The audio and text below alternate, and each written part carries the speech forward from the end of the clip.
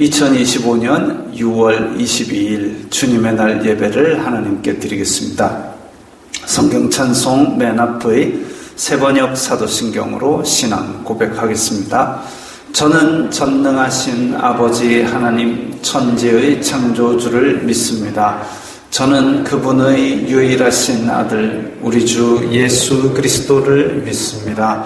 그분은 성령으로 잉태되어 동정녀 마리아에게서 나시고 본디오 빌라도에게 고난을 받아 십자가에 못 박혀 죽으시고 장사된 지 사흘 만에 죽은 자 가운데서 다시 살아나셨으며 하늘에 오르시어 전능하신 아버지 하나님 오른편에 앉아 계시다가 거기로부터 살아있는 자와 죽은 자를 심판하러 오십니다. 저는 성령을 믿으며 거룩한 공교회와 성도의 교제와 죄를 용서받는 것과 몸의 부활과 영생을 믿습니다. 아멘. 이 시간에는 일주일 동안 살면서 하나님의 뜻대로 살지 않았던 것들을 각자 목소리로 회개하는 기도를 다 함께 드리겠습니다. 거룩하신 아버지 하나님 감사합니다. 저희들에게 예배할 수 있는 은혜를 주시니 감사합니다. 주여 불쌍히 여겨 주시옵소서. 저희들은 죄인입니다. 이 세상 속에 살면서 세상이 주는 육신의 정욕, 안목의 정욕, 이 생의 자랑을 따라 살았던 것을 용서하여 주시옵소서. 저희들의 마음으로 탐욕과 악독을 바라였던 것을 용서하여 주시옵소서. 아버지, 저희들이 이 예배를 통하여 저희들의 속에 정직한 영을 새롭게 하시고 저희 속에 구원의 감격을 새롭게 하여 주시옵소서. 죄 용서받는 기쁨을 회복시켜 주시옵소서. 이 예배를 통하여 저희들의 죄를 씻고 주님께 영광 돌리는 삶으로 다시 마음을 새롭게 하여서 세상 속으로 힘차게 나아갈 수 있는 새 힘을 얻게 도와 주시옵소서. 예수님 이름으로 기도드리옵나이다. 아멘. 찬송가 366장 하면서 봉헌하겠습니다.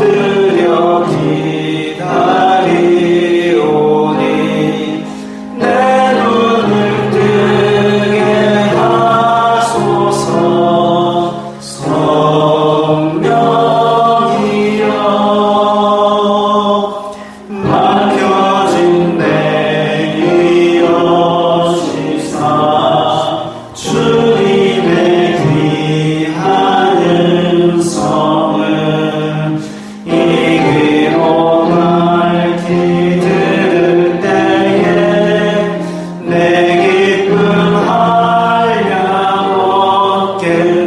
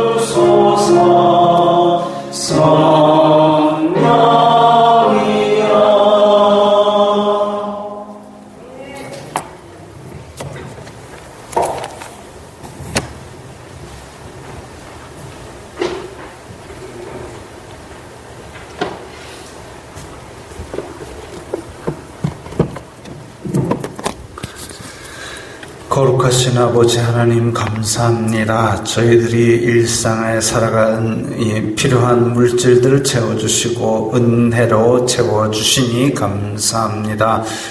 주님의 은혜 감사하여서 각기 예물을 드리오니 기쁘게 받아주시옵소서. 이 예물이 쓰이는 곳마다 아버지 하나님의 영광이 나타나고 예수 그리스도의 사람 살리는 복음이 전파되게 하여 주시옵소서. 저희들이 일상에 필요한 것이 재물이오니 물질로 시험 들지 말게 하시고 오히려 저희들에게 넘치도록 부어주시사 복의 근원이 되는 모습을 보고 많은 사람들이 아버지께 영광 돌리게 하여 주시옵소서. 또한 저희들이 주님께서 주신 이 모든 것들을 청지기적 사명을 가지고 잘 사용하여서 물질로도 아버지께 영광 돌리는 저희들 다 되게 도와주시옵소서. 예수님 이름으로 기도드리옵나이다. 아멘.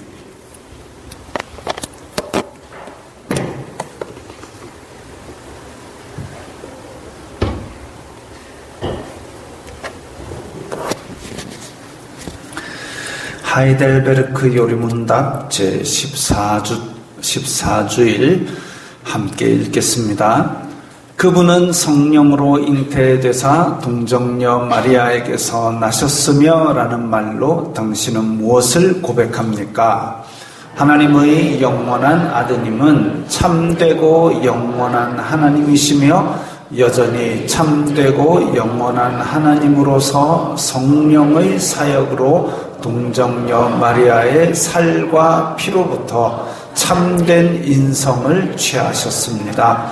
그리하여 또한 다윗의 참된 자손이 되고 모든 일에서 그의 형제들과 같이 되셨으나 죄는 없으십니다. 그리스도의 거룩한 잉태와 탄생은 당신에게 어떤 유익을 줍니까? 그리스도는 우리의 중보자이시므로 잉태되고 출생할 때부터 가지고 있는 나의 죄를 그의 순결함과 온전한 거룩함으로 하나님 앞에서 가려줍니다. 아멘. 자, 앞으로 잠깐만 넘겨주세요. 자, 하나님의 아들, 그리고 육신을 입으셨지만 여전히 하나님입니다. 한때는 예수님의 인성과 신성은 분리해서 생각했던 적이 있었습니다. 그런데 그것에 대해서 교리적으로 정리를 하자.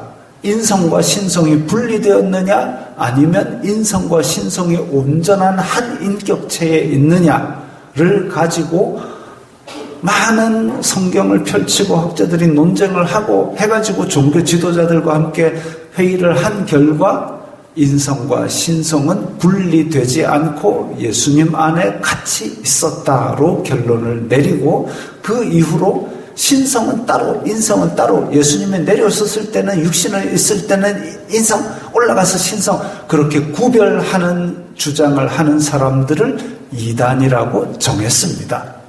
그래서 그 나중에 또 우리가 하이델베르크 끝나고 나서 칼케돈 신조나 아니면 니케아 신경을 하면서 또 정돈을 하겠습니다. 칼케돈 신경에서 그래서 인성과 신성은 한 예수님의 인격 안에 같이 통합되어 있었다를 우리는 주장합니다. 또한 지금 이제 하나님 아버지 성부 하나님, 성자 하나님, 성령 하나님 어떻게 구별이 되느냐, 어떻게 나셨느냐, 시작은 어떻게 되느냐라고 했을 때 한때 초기 기독교의 어떤 사람들은 성자 예수님을 피조물이라고 주장하는 사람들도 있었습니다. 그게 또 종교 지도자들과 학자들과 다 모여가지고 회의를 하고 성경 펼쳐보고 열심히 연구를 했죠. 그리고 결론을 내렸습니다. 성부 하나님께서 성부 하나님에게서 나셨지 피조물은 아니다. 성부 하나님께로부터 성자 예수님이 나셨고 성부와 성자로부터 성령 하나님이 나셨고 피조물은 아니다 라고 하여서 삼위일체 하나님으로 정돈을 했습니다. 그게 이제 니케아 신경에 나오는 이야기입니다. 그게 서기 300년대에 정돈된 교리들입니다. 그래서 우리는 성부, 성자, 성령 하나님, 삼위일체 하나님임을 믿고 그분 성자 예수님 안에 참된 인성과 참된 신성이 동시에 존재하고 있다라는 것을 우리의 신앙으로 믿습니다. 성경이 그렇게 말씀하고 있기 때문입니다. 그리고 그리스도는 우리의 중보자 이러면 아주 쉬운 말로 지금 쓰는 말로 하자면 우리 왜 공인중개사 하듯이 갑과 을 사이에서 연결해주는 유일한 존재가 바로 중보자입니다. 그런데 예수님을 중개인 이렇게 하면 거래하는 것도 아니고 그래서 그의 적절한 말을 찾으니까 중보자인 겁니다. 예수님 이외에는 어느 이름도 주신 적이 없습니다. 예수님, 하나님과 사람 사이에는 오직 예수님밖에 없습니다. 목사도 그 사이에 끼어드는 거 아니고 하나님과 사람을 연결하는 데는 오직 예수님밖에 없습니다. 교회 앞에 돌비에 써놨죠. 오직 예수. 그래서 오직 예수입니다. 그 중간에 끼어들려는 게 있으면 그건 수상한 인간입니다.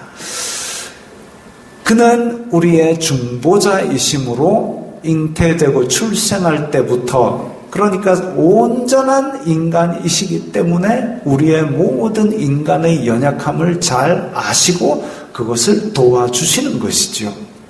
그리고 하나님 앞에서 그 모든 죄악과 허약한 것들 연약하여서 실수하는 모든 죄들도 다 덮으실 사랑이 충만하신 중보자이십니다.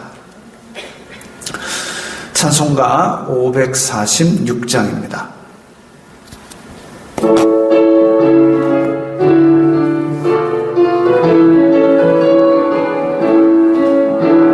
주 약속하신 말씀 위에서 영원토록 주를 찬송하리라.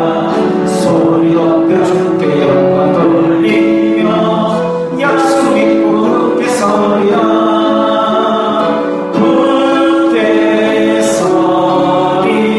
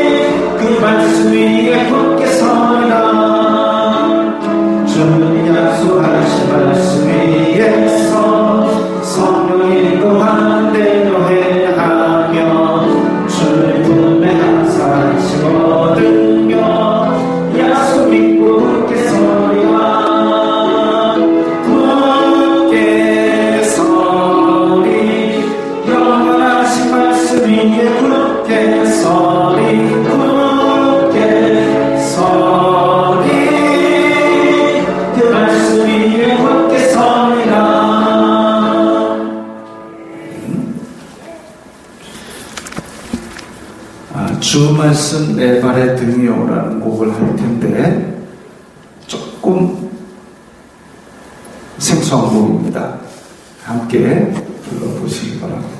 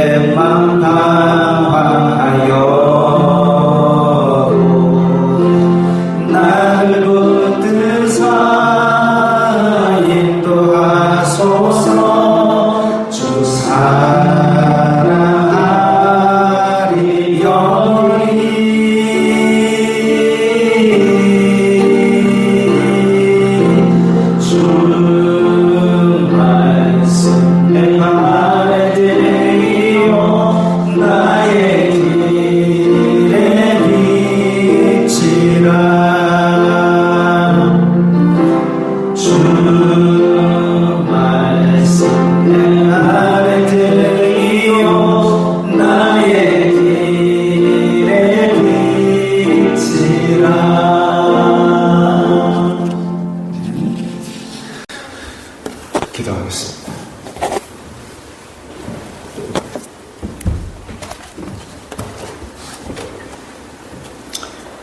길이요 진리요 생명의 신 예수 그리스도로 말미암아 구원의 생명의 문으로 인도하시는 성삼위일체 하나님, 존귀와 영광과 찬송을 받으시옵소서. 이 세상 가운데 한 치 앞을 알 수 없는 인생길에 구원의 빛으로 찾아오시어 믿음의 반석이신 예수 그리스도와 더불어 함께 살아가게 하여 주심을 감사합니다. 이 땅에서 우리의 생명이 다하는 그날까지 구원의 빛으로 오신 예수님을 향한 믿음의 끈을 놓치지 말고 끝까지 붙들어 천국문에 다다르는 믿음의 귀한 자녀들이 다 되게 하여 주시옵소서. 아버지 하나님, 이 세상을 살아갈 동안 말씀과 기도로 항상 깨어있는 저희들이 될 수 있도록 은혜를 베풀어 주시옵소서. 예수님을 믿는 하나님의 자녀이지만 이 육신을 안고 살아가는 저희들 너무나 연약하고 근심 걱정과 죄의 유혹에 쉽게 무너져 원수 마귀의 조롱거리가 되는 이 땅에 우리의 삶을 불쌍히 여겨 주시옵소서. 날마다 말씀에 비추어 나 자신을 바라보며 나 자신도 모르게 습관처럼 배어있는 우리의 죄성과 죄의 유혹으로부터 사워여 나아갈 수 있는 은혜와 능력을 다하여 주시옵소서.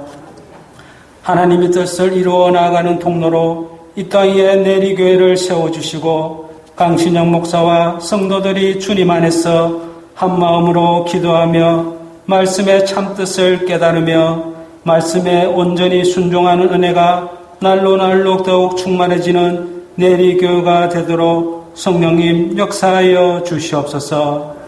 이를 위해 수고 봉사하며 충실히 행하는 주님의 종과 성도들에게 더 큰 믿음과 더 큰 순종으로 말미암아 각자에게 맡겨주신 사명, 기쁜 마음으로 감사하는 마음으로 감당해 나가는 성도들이 다 되게 하여 주시옵소서.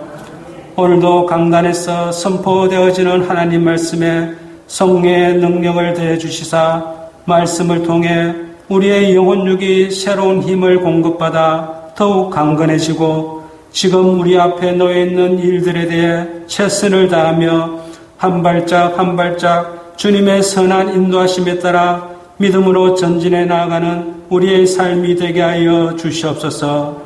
노하기를 더디하시며 자비하신 아버지 하나님, 지금의 대한민국을 불쌍히 여겨 주시옵소서. 이 나라가 여전히 옛 구습에 발목이 묶여 한 발짝도 앞으로 나아가지 못하고 도리어 뒷걸음을 치다가 넘어져 부상을 당해 더욱 곤혹스럽고 어려움에 처해 있는 지금의 현실의 대한민국을 불쌍히 여겨 주시옵소서. 새로운 정부, 새로운 대통령을 통해 이제는 진정 매우 어렵고 힘든 위기에 처해 있는 이 나라와 국민을 위해 헌신하며 지혜롭게 잘 대처해 나아갈 수 있도록 또다시 헛된 시간을 낭비하며 헛송 세월을 보내는데 다 허비하지 않도록 주님의 긍휼하심이 이 땅에 더욱 충만할 수 있도록 은혜를 다하여 주시옵소서. 내리 교회와 연계되어 있는 교회들과 선교사들도 때를 따라 도와주시는 주님의 선한 손길이 늘 함께하여 주시옵소서. 내리 교회에서 오후에 진행되는 팀별 모임도 어느덧 상반기 모임이 끝나가고 있습니다. 각 팀별마다 주님의 은혜 가운데 잘 진행되고 아름다운 좋은 성과가 있을 줄을 믿으며 내리 교회가 더욱 활기차고 풍성한 열매를 맺어가는 디딤돌 역할이 될 수 있도록 은총을 베풀어 주시옵소서. 믿음의 다음 세대를 준비하는 주일학교 학생들과 어린이들도 주님께서 공급해 주시는 하나님 말씀을 먹고 잘 자라나 이 세상을 감당하며 살아가는데 부족함이 없도록 하나님께서 서시기에 합당한 귀한 그릇들이 다 될 수 있도록 은혜 위에 은혜를 다하여 주시옵소서. 오늘 오후 시간에 있는 이단에 대해 공부하는 세미나 시간에도 주님의 은혜가 함께하여 주시사 이 말세를 살아가는 미혹 많은 세상에서 잘 대처해 나아가는데 큰 도움이 되는 귀한 시간이 되게 하여 주시옵소서.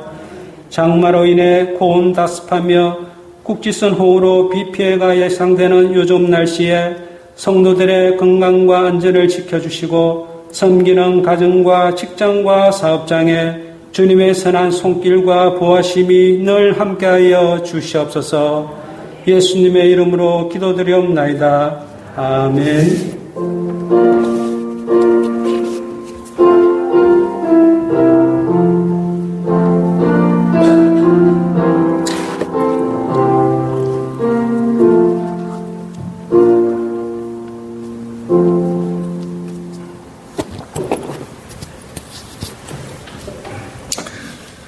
오늘 말씀은 열왕기상 13장 4절부터 10절까지의 말씀입니다.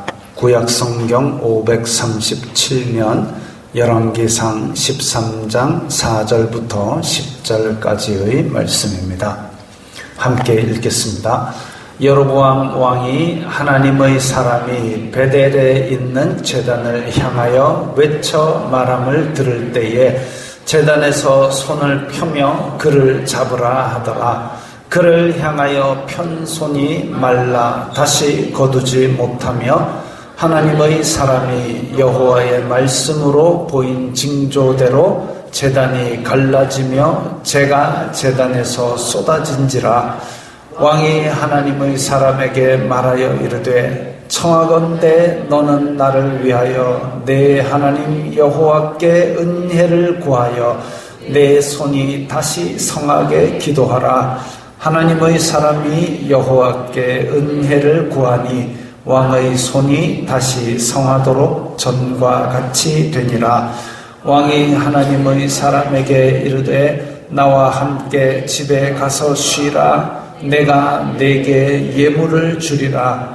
하나님의 사람이 왕께 대답하되 왕께서 왕의 집 절반을 내게 준다 할지라도 나는 왕과 함께 들어가지도 아니하고 이곳에서는 떡도 먹지 아니하고 물도 마시지 아니하리니 이는 곧 여호와의 말씀이 내게 명령하여 이르시기를 떡도 먹지 말며 물도 마시지 말고 왔던 길로 되돌아가지 말라 하셨음이니라 하고 이에 다른 길로 가고 자기가 베델에 오던 길로 되돌아가지도 아니하니라. 아멘. 사실 오늘 말씀은 앞뒤를 좀 다 읽어야 되는데 가장 핵심적인 부분만 읽었습니다. 자, 여로보암 왕이 금송아지를 만들어 세우고 거기에 제사를 드릴 때 계속 말씀드린 바와 같이 이 금송아지 만드는 의도 자체가 사악합니다. 자기 왕권 지키려고 그런 거죠. 백성을 위하는 마음 전혀 없고, 그리고 제사를 자기가 드릴 때에 하나님의 사람, 자, 우리 이제 오늘 등장하는 인물에 하나님의 사람이 있고, 그 다음에 선지자가, 늙은 선지자가 등장하는데, 그거 헷갈리시면 안 됩니다. 하나님의 사람, 지금 희끗희끗한 사람이, 그림에서 희끗희끗한 사람이 바로 하나님의 사람입니다. 그리고 앞에 큼직하게 보이는, 이 노란 옷을 입은, 노랗고 빨간 옷을 입은 사람이 여로보암 왕이지요. 자, 근데 하나님의 사람이 찾아와서 하나님의 말씀을 선포합니다. 그러니까 이게 오늘 읽은 4절 그 앞에 이야기했던 말씀입니다. 제단아 여호와께서 이와 같이 말씀하시기를 다윗의 집에 요시야라 이름하는 아들을 낳으리니 그가 내 위에 분향하는 산당 제사장을 내 위에서 제물로 바칠 것이요 또 사람의 뼈를 내 위에서 사르리라 하셨느니라. 이 말이 여호와의 말씀이라는 증거로 제단이 갈라져서 재가 쏟아질 것이다. 끔찍한 말씀이죠. 그렇게 말씀을 선포하는 장면이 바로 지금 보이는 이 그림 장면입니다. 근데 남유다 왕국의 왕 요시야가 여로보암의 제사장들을 저 제단에 불태울 거라는 말씀인데, 유다의 요시야 왕이 언제 태어나느냐 하면은 지금 저 말하고 나서 한 300년 뒤에 태어납니다. 여로보암 왕이 등극한 것이 BC 한 900년대에 태어나고 등극하고, 그 다음에 요시야 왕은 BC 한 600년대에 등극을 합니다. 그러니까 한 300년 정도 차이가 나죠. 남유다 왕국의 종교개혁으로 알려진 왕입니다. 근데 지금 이 앞에서, 여로보암 앞에서 이야기하면서, 야, 요시야 왕이, 너 다 태어날 거다. 근데 언제? 300년 뒤에.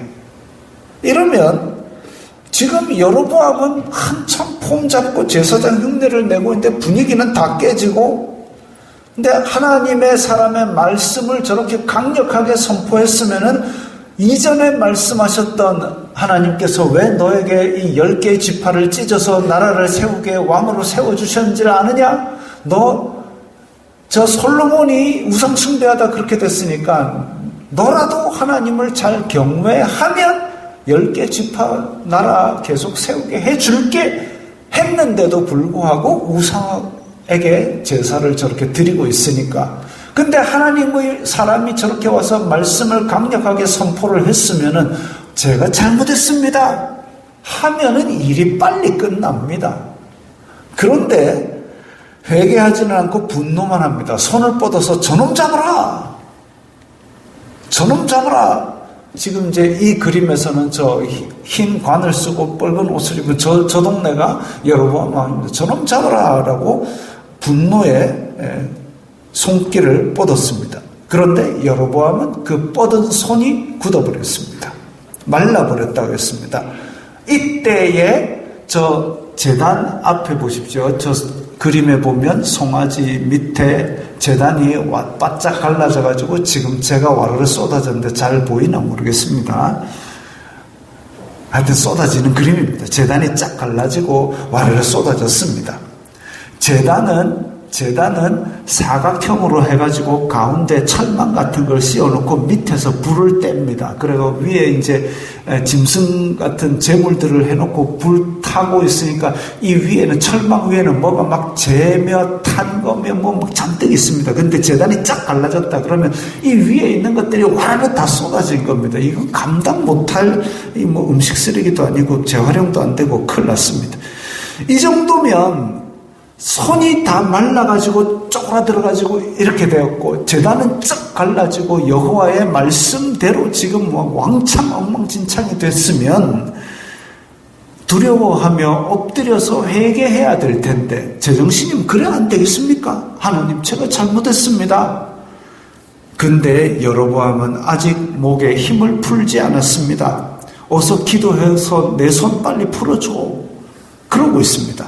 하나님의 사람은 기도했고 여로보암의 손은 회복되었습니다. 상식적으로 제정신이라면 이 정도 일이 벌어졌으면 회개하고 송아지 갖다 부수고 다시 여호와의 신앙으로 돌아가는 게 맞지 않습니까?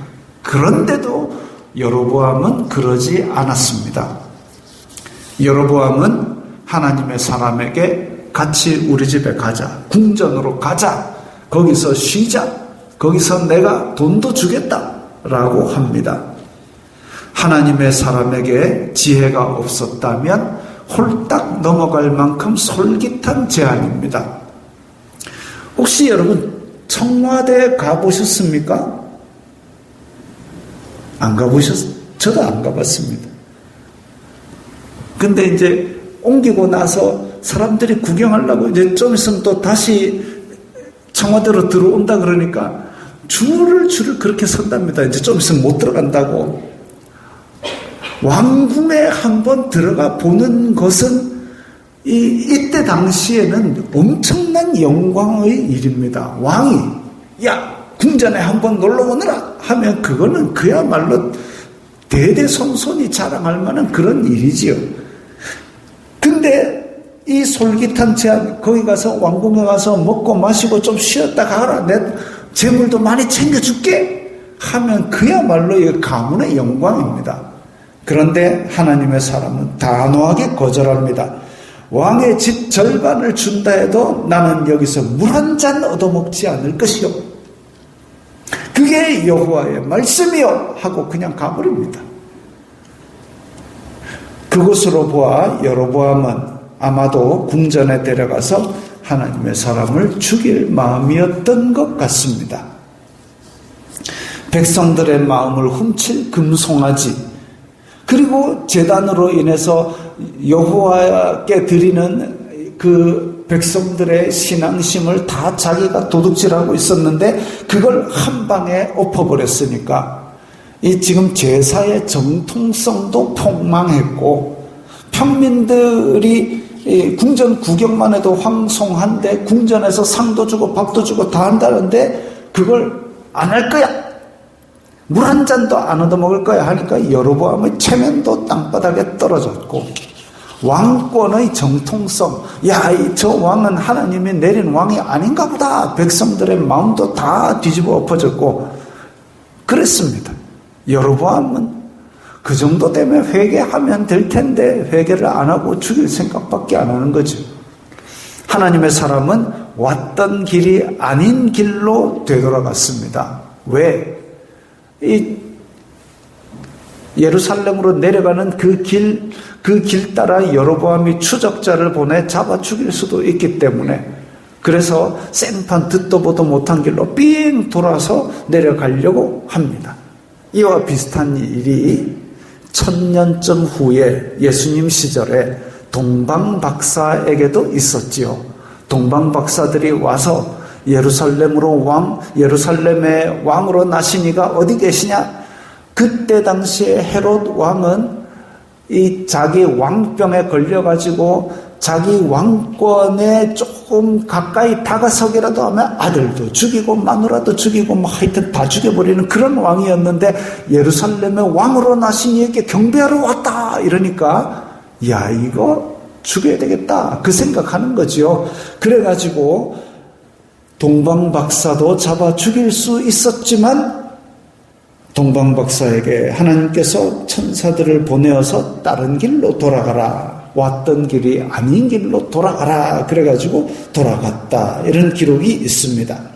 하나님의 사람이 여로보암 왕에게 여호와의 심판을 선포하고 두려운 기적을 베풀었습니다. 지금 뭐 제단이 무슨 손으로 때려서도 깨기 힘든 제단이 한 방에 쩍 갈라지고 제사가 난장판이 되었으니까 원래 제는 싹 쓸어가지고 제 버리는 곳에 모아서 버리는 것이 제사의 예법입니다. 하나님께서 제사를 받으시면 그렇게 하는데 근데 지금 제물도 다 떨어지고 제단의 제도 다 떨어졌다. 이거는 그 제단 자체가 부정하게 된 겁니다. 부정하게 되어서 이건 완전히 제사로서의 가치도 없어진 거지요. 그런 기적을 베풀었고 그 다음에 왕이 내미는 돈의 유혹을 거절하고 목숨의 위협을 받으면서도 여호와의 말씀대로 실천했습니다. 대단한 거죠. 여호와의 사람 이름은 제대로 나오지 않습니다. 성경에 기록되어 있지 않지만 호련히 나타나서 왕에게 너 심판받을 거야 라고 하고 왕이 또 분노하는 손길 그대로 말랐다가 기도하니까 나았다가 제단도 무너졌다가 와 이건 뭐 그야말로 이거 갑자기 나타난 슈퍼 히어로가 나타난 건데 이거는 그리고 여호와의 말씀대로 사사삭 사라졌습니다. 이까지는 어떤 의미에서는 아주 괜찮았습니다. 그러나 오늘 본문 뒤를 계속해서 읽어보면 참으로 안타까운 일이 일어납니다. 하나님의 사람이 집으로 돌아가던 길에 한 늙은 선지자를 만났습니다. 이 늙은 선지자는 아들들에게 전해 들은 말로 아들들이 야 하나님의 사람이 나타나가지고요 막 제단도 깨지고 난리가 났어요. 그 말 전해 듣고 나귀를 타고 쫓아가서 하나님의 사람을 만났습니다. 우리 집으로 가서 밥을 대접하겠습니다. 하나님의 사람은 저 큰 나무 밑에서 쉬다가 저 나귀를 타고 온 늙은 선지자를 만났는데 똑같이 이야기합니다. 이 땅에서는 북이스라엘 왕국에서는 내가 물 한 잔 얻어먹지도 않고 내가 아무도 모르게 돌아갈 것입니다. 거절했습니다. 늙은 선지자가 뭐라고 얘기하냐면 나도 선지자요. 나도 선지자요. 여호와의 천사가 나타나서 너를 대접하라고 했어. 라고 이야기합니다. 그러자 하나님의 사람이 홀딱 넘어갔습니다. 원래 멈추지 말고 돌아갔어야 되는데 상수리 나무 아래 쉬었다라는 게 벌써 약간 수상한 기미가 있었던 거죠. 아마 왕에게 생사여탈권을 쥐고 있는 왕에게 너 심판받을 거야 하고 와장창하고 이건 자기도 처음 겪어보니까 굉장히 긴장했을 겁니다. 그리고 물 한 잔 안 먹고 그 먼 길을 또 호다다닥 도망치다시피 달려나왔으니까 피곤하고 줄이고 목말랐을 겁니다. 그래가지고 상수리 나무 밑에서 겨우 쉬고 있었을 겁니다. 그런데 한 선지자가 와서 천사가 네 대접하라더라 이러니까 홀딱 넘어간 거죠. 나를 위협해서 건지신 여호와의 손길이겠구나 하고 미혹을 덥석 물었습니다. 우상 숭배의 땅에서 먹지도 말고 마시지도 말라 그랬는데 늙은 선지자의 집이 어디냐면 베델입니다. 아직 북이스라엘 국경을 못 넘은 거죠. 근데 가던 길을 돌아서서 그 집에 들어갔다 그랬습니다. 아무리 담대하고 단호한 하나님의 사람이었어도 늙은 선지자가 자기도 여호와의 선지자라고 하고 작당하고 미혹하니까 마침 자기도 목마르고 배고프고 힘들고 어렵고 이러니까 넘어가 버렸습니다. 자기 욕구하고 맞아떨어지니까 미혹에 넘어갑니다. 이거 중요합니다. 자기 욕구하고 맞아떨어졌다고 해가지고 미혹에 넘어가면 안 되는 겁니다. 자신도 같은 응답을 받았다면 모를까? 야, 지금 저 늙은 선지자는 여호와께서 보내신 선지자이니 그를 따라가거라. 응답을 받았다면 모를까? 안 그러면 자기가 하나님의 사람이라면 자기가 받은 하나님의 말씀 멈추지 말고 왔던 길도 아니고 다른 길로 돌아서 얼른 가라라는 그 말씀과 반대되는 말씀이잖아요. 여기서 먹고 마시고 하는 것이. 그렇다면 다시 물었어야죠. 여호와여, 과연 이 사람이 맞습니까? 이 사람을 따라가리까? 물었어야죠. 묻지도 따지지도 않고 배고프니까 밥 준다니까 덥석 물어가지고 따라갔습니다.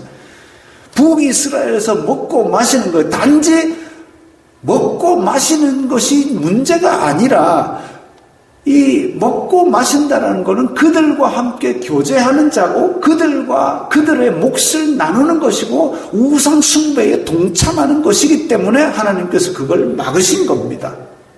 그런데 그들의 상에서 먹고 마시지 말라는 뜻이 단지 굶어라 그 뜻이 아닌데도 불구하고 지금 하나님의 사람은 그것을 어기고 가던 길을 돌이켜서 우상 숭배자들과 함께 교제하는 자가 된 겁니다. 늙은 선지자에게, 저 늙은 선지자가 미혹하여서 이 하나님의 사람을 데리고 왔음에도 불구하고 이 늙은 선지자에게 다시 여호와의 말씀이 임했습니다. 내가 여호와의 말씀을 어기며 내 하나님 여호와께서 내게 내리신 명령을 지키지 아니하고 돌아와서 여호와가 너더러 떡도 먹지 말고 물도 마시지 말라 하신 곳에서 떡을 먹고 물을 마셨으니 내 시체가 내 조상들의 묘실에 들어가지 못하리라. 조상들의 묘실에 들어가지 못한다는 얘기는 객사한다는 얘기죠. 비명횡사한다는 얘기죠. 하나님의 사람은 여로보암에게 심판을 선포해놓고 이제 자기가 그 심판의 대상이 되어버렸습니다. 늙은 선지자가 자기 입으로 여호와의 말씀을 이렇게 대언하고 나니까 미안했는지 선지자를 위해서 나귀 한 마리를 준비해 줬습니다. 이 하나님의 사람은 이제 자기가 심판의 대상이 되어서 죽게 되었으니까 아마 할 말도 없고 힘도 없고 이제 절망에 가득 찼을 겁니다. 나귀를 받으면 안 되죠. 그래도 밥도 먹고 물도 먹고 나귀까지 받은 셈이 돼버렸습니다. 여로보암에게 심판을 선포하는 일도 큰 일이었지만 하나님의 사람의 사명은 거기서 끝난 게 아니라 그러고 나서 다른 길로 집에 오기까지 어떤 교제도 없이 도착하는 것까지가 바로 여호와의 말씀대로 하는 사명입니다. 근데 한번 미혹에 넘어가니까 골고루 다 어겨가지고 나귀까지 받아 타고 옵니다. 그 하나님의 사람이 나귀 타고 오다가 사자 만나가지고 죽었습니다. 저 뒤에 나귀도 보입니다. 하나님의 사람이 죽어 있는데 사자가 먹지도 않고 그냥 옆에 가만히 있습니다. 그렇다는 것은 보는 사람마다 하나님의 벌이구나. 배고픈 사자가 우연히 지나가다가 잡았으면 사람도 뜯어먹고 나귀도 물고 갔을 텐데 그게 아니고 그냥 죽여놓고 있었다. 이게 하나님의 벌이구나 이거죠. 늙은 선지자가 찾아왔습니다. 하나님의 사람의 시체를 거두어서 슬피 울며 자기 묘실에 장사 지냅니다. 자기 가족으로 존중하고 대우한 것이지요. 결국 이 하나님의 사람은 자기 조상의 묘실에 묻히지 못한다는 말씀대로 됐습니다. 이 슬픔, 슬피 울었다. 자기도 늙은 선지자, 자기도 선지자인데 하나님의 사람을 미혹하는 도구로 사용된 데 대한 후회와 애꿎은 하나님의 사람의 죽음에 대한 비통이 다 섞여 있는 눈물일 겁니다. 늙은 선지자는 다시 돌아가서 이야기합니다. 이 사람은 진짜 하나님의 사람이고 여호와의 말씀을 전했으니까 이 말씀대로 반드시 이루어질 것이다 라고 다시 한번 선포했습니다. 이루어진 게 뭐죠? 제단이 갈라지고 쏟아지고 그 위에 제사장들을 태울 것이다. 이 말이 선포가 되었죠. 근데 제단은 갈라졌는데 아직 제사장은 그 위에 불 안 탔습니다. 여로보암은 이 모든 일을 알고도 그 죄를 돌이키지 않고 더욱 하나님의 반대로 나아갔습니다. 여로보암의 땅에서 많은 백성들이 자기 땅을 버리고 유다와 예루살렘으로 도망 나와버렸습니다. 이 역대하 11장에 그러니까 열왕기와 역대기에 겹치는 기록들이 많이 있는데 역대하 11장에 보면 그래가지고 많은 사람들이 유다와 예루살렘으로 내려왔다고 되어 있습니다. 경작할 땅도 없고 아무것도 없지만 고향 땅을 버리고서라도 이 여호와를 배반한 여로보암의 땅에서 못 살겠다라고 신앙의 결단을 한 거지요. 이까지 이야기하면 하나님께서 하나님의 사람에게 일 시켜놓고 저렇게 죽이는 건 너무한 거 아닌가 할 수도 있습니다. 하나님의 사람은 여로보암에게 심판을 선포한 업적이 있기는 하나 그 공로를 핑계 삼을 수 없습니다. 그거 잘했기 때문에 자기가 한 과실을 다 쌤쌤이 하자. 아니요, 그런 거 없습니다. 상수리 나무에서 늙은 선지자에게 미혹당함으로써 여로보암에게 내린 경고의 엄중함, 얼마나 하나님께서 엄중하게 경고하셨으면은 왔던 길이 아니고 다른 길로 숨어서 돌아가라고 그렇게까지 지시를 하셨는데 그 경고의 엄중함을 자기 스스로 느슨하게 풀어버리고 상수리 나무 밑에서 쉬다가 미혹당한 거죠. 굉장히 큰 중과실입니다. 사도 바울도 내가 내 몸을 처복종하게 함은 내가 남에게 전파한 후에 도리어 자신이 버림을 당하게 될까 두려워함이로다 라고 말씀을 했습니다. 뭔 말이냐면 사도 바울이 여기서 교회 세우고 저기서 복음 전하고 막 많은 공로를 세웠음에도 불구하고 이제 좀 쉬자, 이제 좀 나도 안락하고 부를 좀 누리고 살자 이렇게 안 하고 날마다 표대를 향하여 죽을 날까지 충성되게 달려가면서도 자기의 마땅한 권리를 누리지 않고 오히려 끝까지 자기 일을 해가면서 복음을 전하고 다녔습니다. 그렇게 한 이유는 뭐냐면 내가 전해놓고 내 스스로가 버림을 받을까 봐 두려워서 더 근신하게 된다는 거죠. 하나님의 사람은 그렇습니다.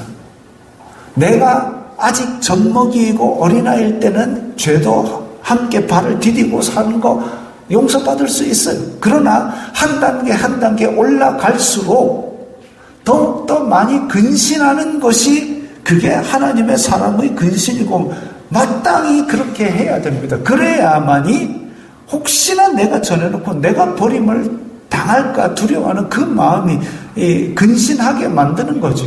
더 조심하게 만드는 거죠. 그럼으로써 하나님께서 이 사람에게 더 엄중한 일을 맡기시는 것이고 그런 것이죠. 많은 영적 지도자들이 거기에서 무너집니다. 이 정도면 하다가 무너집니다. 그게 아니죠. 달려가고 계속 근신을 하는 것이 하나님의 사람이 해야 될 일입니다. 한편 택하셔서 심판을 선포한 하나님의 사람에게도 이렇게 엄격하거든 하물며 범죄한 자들에 대한 심판은 어떠하겠습니까?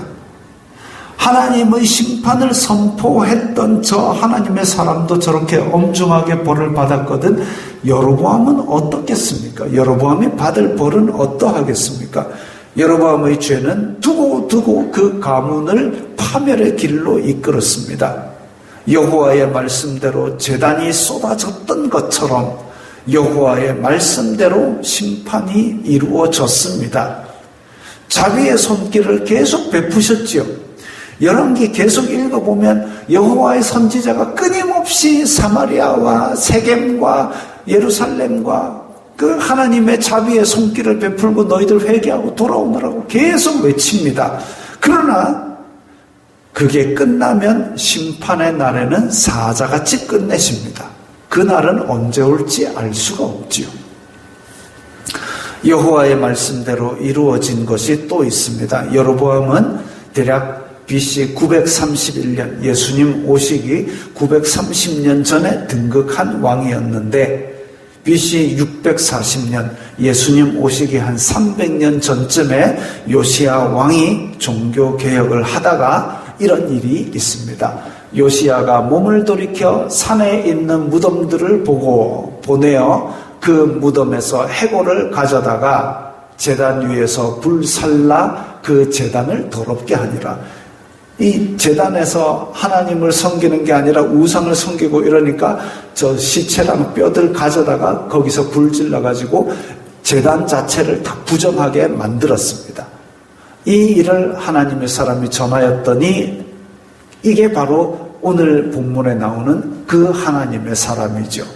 그 하나님의 사람이 전한 여호와의 말씀대로 되었더라. 300년 후에 여호와의 말씀이 하나도 빠지지 않고 실행이 되었습니다.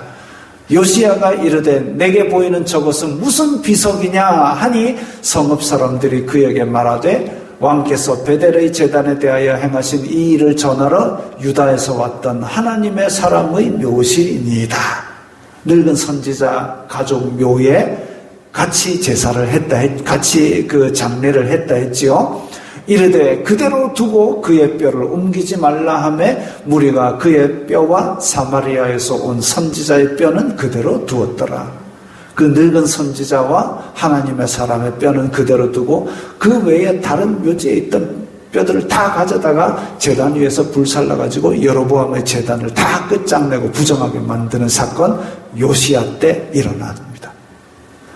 오늘 본문에 여호와의 사람이 말한 그대로 다 이루어졌습니다. 300년 지났다고 아이고 이 정도 됐으면 하나님도 막 약하게 하고 그런 거 없습니다. 한 자도 빠짐없이 이루어지는 거죠. 하나님은 어제나 오늘이나 영원토록 동일하십니다. 여호와의 말씀은 1.1획도 변치 않고 세상 끝날까지 여호와의 말씀대로 이루어질 것입니다. 바울처럼 큰 일을 이루지 않아도 좋습니다. 이삭이나 욥처럼 그 말씀 따라 견디고 생존하는 그 자체도 자기에게 맡겨진 사명이고 생일 수 있습니다. 택함받은 성도들은 여호와의 말씀을 끝까지 붙들고 지키는 것이 공통된 사명입니다.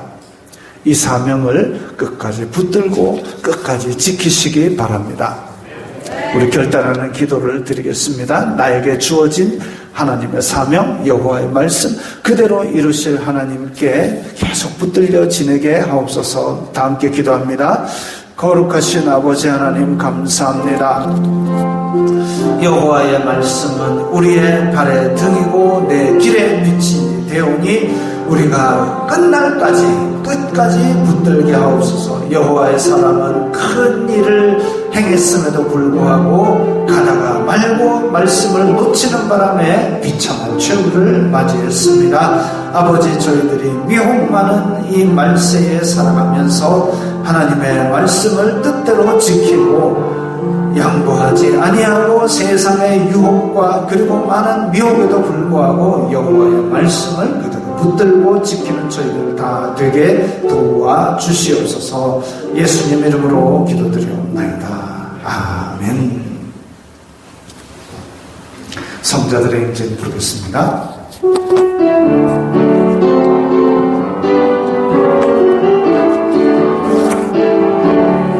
성자들이 행진할 때, 성자들이 행진할 때 오주여 나도 함께하도록 이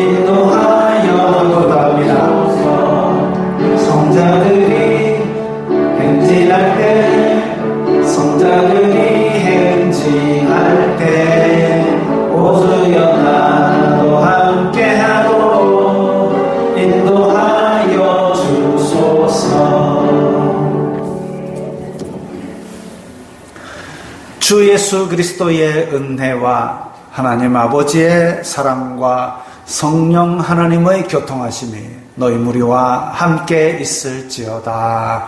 아멘.